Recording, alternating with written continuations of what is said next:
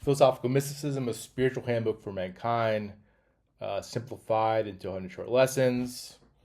Lesson 6, emotions. So I put forward a basic view of memory, a sort of, model of memory that I put forward.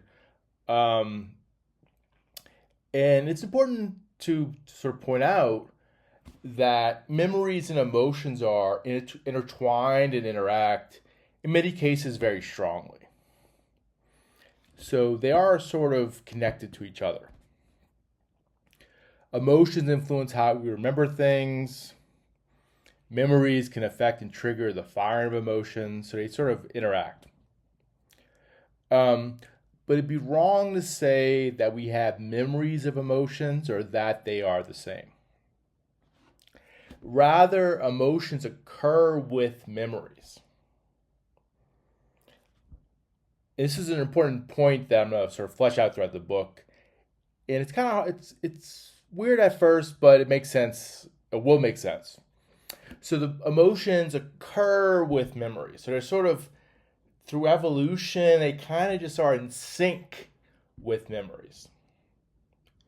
And again, I'll go into this in more detail later. On the other hand, I hold emotions are not intertwined with and do not interact directly with ideas.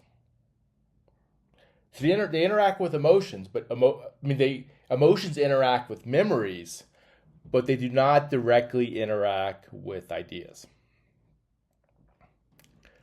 Ideas can only influence emotions indirectly by eliciting mental images or attaching themselves to mental images. A mental image here, the way I'm using it loosely, is impressions of any of the five senses projected in the brain, or the mind, to be more correct. So mainly, ideas must use memories, which I take mental images to correspond to. Mental images are memories, in my view. Ideas must use memories as an intermediary to have any effect on emotions. Otherwise, reason and ideas in themselves are largely inert.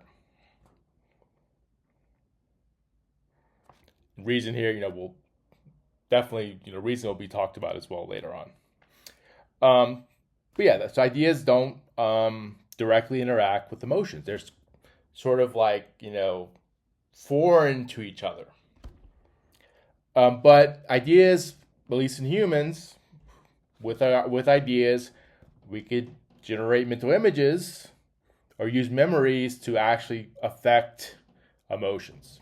So it's like this extra step that you got to use. And it's not too much of a problem, I think. I mean, for some people like Hume, and we'll talk about Hume in a second, it's a huge problem, like sort of reason is a nerd. Oh no, like, it can't throw your hands in the air.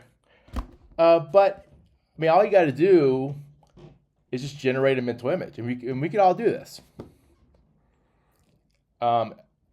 If you want to make yourself sad or cry, just generate a mental image of a dead pet or a dead relative in your mind, and they'll probably make you cry if you want to cry. So you can kind of overcome this obstacle, but there is like this extra step. Ideas have to use memories in order to sort of have an effect on emotion. So if you want to affect an emotion with an idea, you gotta have memory or mental image, in particular mental image, as an intermediary in order to have an effect on that emotion. I'm following David Hume here in terms of my theory of emotions. I'm following David Hume in holding that emotions are ultimately original existences. And here's a really important quote from Hume in the Treatise of Human Nature. A passion is an original existence, or if you will, modification of existence, It contains not any representative quality, which renders it a copy of any other existence or modification. So really, really, big claim here. And what I take Hume to be saying is that, in my interpretation at least, is that emotions are not derived from sense impressions. They're pure. Emotions are these pure things. They're not reducible to sense impressions. They're not copies of sense impressions. They're not less vivid copies of sense impressions. They're sort of this original existence. They're like their own thing. I guess one real quick thing I should sort of clarify. Hume uses the word passion instead of emotion. I'm using emotion. A passion is a little bit nuanced, a little bit more nuanced than emotion. But at least from my view, at least in my treatment of in the book, I'm kind of using passion and emotion interchangeably. And anything you could say about a passion, you could also say about an emotion. So Hume uses passion, which is a little bit more nuanced, but I'm going to go with emotion. I'm going to stick with emotion because that's a much broader category than passion. All right, implication. So emotions are original existences. They're pure. If this is true, then it should follow that people don't have, at least humans, don't have unique emotions. I guess probably animals too. I mean, some animals also have emotions, not as sophisticated as humans, but animals have emotions as well. So I guess it would follow that emotions are original existences in animals as well. It just humans just have a much more robust number of emotions to draw from. So yeah, if emotions are pure, they're original existences, then people do not have unique emotions.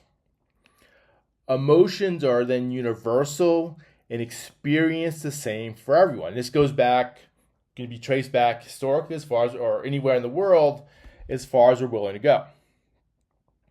Jealousy, greed, lust, pride, ambition, or just as much problems for us as they were for the Victorian aristocrat, the peasant in feudal Japan, the Viking trader, the Persian mathematician, the Zulu warrior.